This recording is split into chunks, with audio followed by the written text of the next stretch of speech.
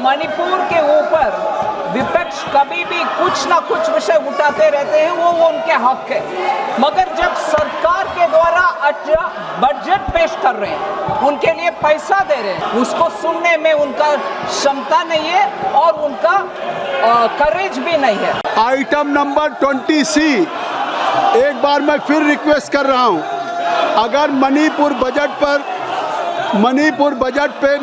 Budget पर आप चर्चा करना चाहते हैं, माननीय मंत्री जी, आप कुछ कहना चाहती हैं मणिपुर बजट पे?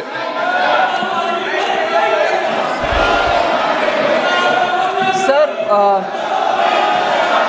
राष्ट्रपति शासन में आने के बाद मणिपुर के बजट में केंद्र सरकार के द्वारा इस साल के पूरे बजट पेश कर रहे हैं, डिस्कशन भी हो रही है, क्योंकि वोट ऑन अकाउंट हुआ इससे पहले मणिपुर के लिए, मगर मणिपुर का इस साल का पूरा बजट अभी डिस्कशन में ले रहे हैं हम, इसीलिए उसका 2-3 मुख्य अंश में रखना चाह रही हूँ। पहला, एडिशनल बजटरी आउटलेस, हम नया और पैसा डाल रहे हैं मणिपुर के लिए। ये मणिपुर के लिए आवश्यक है और मणिपुर के बेहतरी के लिए, उनके कानून व्यवस्था बेहतरी के लिए और डेवलपमेंट के लिए ये पैसा जारी है। कृपया आप लोग सुने, माननीय मंत्री जी मणिपुर के बजट के लिए सरकार के क्या प्रस्ताव हैं उस पर विचार कर दे रहे हैं। आप कृपया सुने, मैं आप सबसे रिक्वेस्ट करूँगा, औजला साहब, राहुल साहब, आप सबसे कह रहे हैं, माननीय मंत्री जी, माननीय मंत्री, आपको सम्मान नहीं है, आपको अगर अपने नेता को है तो आप कृपया बेल खाली कर दें, मैं अवसर दे दूँगा। नहीं, अगर आप, ये सदन की कार्रवाई नहीं होगी कि आप सदन के बेल में भी रहें और आपके उपनेता गौरव गोगोई जी खड़े रहें। कृपया माननीय मंत्री जी। सर, मणिपुर के ऊपर विपक्ष कभी भी कुछ ना कुछ विषय उठाते रहते हैं, वो उनके हक है, मगर जब सरकार के द्वारा बजट पेश कर रहे हैं, उनके लिए पैसा दे रहे हैं, मणिपुर के डेवलपमेंट के लिए सोच विचार करके अच्छा कदम उठा रहे हैं, उसको सुनने में उनका क्षमता नहीं है और उनका करेज भी नहीं है। एडिशनल एलोकेशन मैंने आपके सामने रखा, उसमें 2,800 करोड़ का रुपया, 2898 करोड़ मणिपुर के लिए इस बजट में एडिशनल एलोकेशन के नाम पर केंद्र सरकार, प्राइम मिनिस्टर मोदी के एडवाइस में हम मणिपुर के लिए दे रहे हैं, और उसमें 1,667 करोड़ उनके कैपिटल एक्सपेंडिचर के लिए जाएगा, जिससे मणिपुर में एसेट क्रिएशन होगा। फिर 1,231 करोड़ रेवेन्यू हेड में जा रहा है, उसका 1 मिनट में विवरण देती हूँ, जिससे उसका महत्व हम समझा पाएंगे।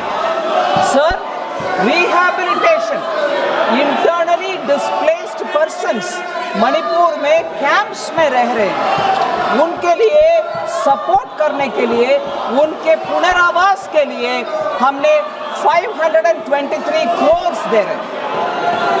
523 करोड़ इंटरनली डिस्प्लेस्ड पर्सन्स के पुनरावास के लिए। फिर सिक्योरिटी के लिए 542 करोड़ दे रहे हैं। फिर CAPF, सेंट्रल आर्म्ड फोर्सेस का डिप्लॉयमेंट के, पैरामिलिट्री फोर्सेस का डिप्लॉयमेंट के लिए 500 करोड़ और भी दे रहे हैं। फिर लॉन्ग टर्म पब्लिक फाइनेंस के लिए, ये वेरी वेरी इंपॉर्टेंट है सर, मणिपुर का लॉन्ग स्टैंडिंग लोन्स है हाई इंटरेस्ट पर, वो हाई इंटरेस्ट लोन्स को क्लियर करने के लिए 633 करोड़ मणिपुर के लिए हम दे रहे हैं, प्रीपेमेंट करके वो हाई इंटरेस्ट लोन्स को क्लियर कर रहे हैं। फिर SASKI जो स्पेशल असिस्टेंट स्टेट्स के लिए देते हैं 50 साल के लिए इंटरेस्ट फ्री, जिससे वो स्टेट उनके अपने अपने कैपिटल एक्सपेंडिचर करवा पाएंगे, उसके लिए 700 करोड़ मणिपुर के लिए दे रहे हैं सर। इसीलिए इस बजट में हम रेवेन्यू रसीट्स बजट का रेवेन्यू रसीट का एस्टिमेट भी मैं बोलना चाह रही हूँ 21,439 crores है sir revenue रसीट्स this is 21% lower than the vote on account figures that were presented in March 2025. फिर भी हम केंद्र सरकार के द्वारा सपोर्ट करके उनको आगे ले चलने के लिए कोशिश कर रहे हैं, इसीलिए मैं आपसे रिक्वेस्ट कर रही हूँ इस बिल को पारित करें। प्रश्न ये है, आप सुनिए, मैं इस विधेयक पे विचार करने के लिए आपके सामने प्रस्ताव कर रहा हूँ। प्रश्न ये है कि माननीय वित्त मंत्री जी के द्वारा इस विधेयक पर विचार किया जाए, जो सदस्य इसके पक्ष में वो हाँ कहें, जो सदस्य विरोध में वो ना कहें। मेरे विचार में निर्णय हाँ वालों के पक्ष में हुआ, हाँ वालों के पक्ष में हुआ। विधेयक पर विचार करने हेतु प्रस्ताव को स्वीकृत किया जाता है। अब सभा विधेयक पर खंडवार विचार करेगी, खंडों को स्वीकृत करना। प्रश्न ये है कि खंड 2 से 4 विधेयक का अंग बने, जो सदस्य इसके पक्ष में वो हाँ कहें, जो सदस्य विरोध में, जब मैं प्रस्ताव ना का करूँगा तब तो बोलेंगे, आप तो पहले से ना बोल दे रहे हैं। जो सदस्य विरोध में वो ना कहें। मेरे विचार में निर्णय हाँ वालों के पक्ष में हुआ, हाँ वालों के पक्ष में हुआ। खंड 2 से 4 विधेयक का अंग बना। अब प्रश्न ये है कि ये अनुसूची विधेयक का अंग बने, जो सदस्य इसके पक्ष में वो हाँ कहें, जो सदस्य विरोध में वो ना कहें। मेरे विचार में निर्णय हाँ वालों के पक्ष में हुआ, हाँ वालों के पक्ष में हुआ। अनुसूची विधेयक का अंग बना। खंड 1 अधिनियम सूत्र और विधेयक का पूरा नाम।